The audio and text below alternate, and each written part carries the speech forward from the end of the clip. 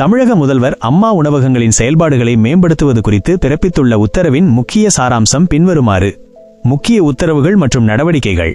உள்கட்டமைப்பு மற்றும் உபகரணங்கள். அம்மா உணவகங்களுக்கு தேவையான உள்கட்டமைப்பு வசதிகளை உடனடியாக மேம்படுத்தவும் சமையல் உபகரணங்களை விரைந்து கொள்முதல் செய்யவும் முதல்வர் உத்தரவிட்டுள்ளார்.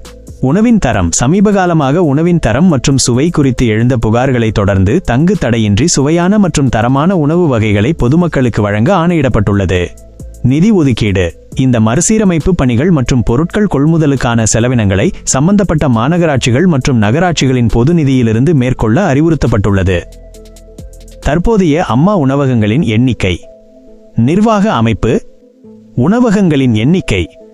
பெருநகர சென்னை மாநகராட்சி 383, இதர மாநகராட்சிகள் மற்றும் நகராட்சிகள் 237, மொத்தம் 620.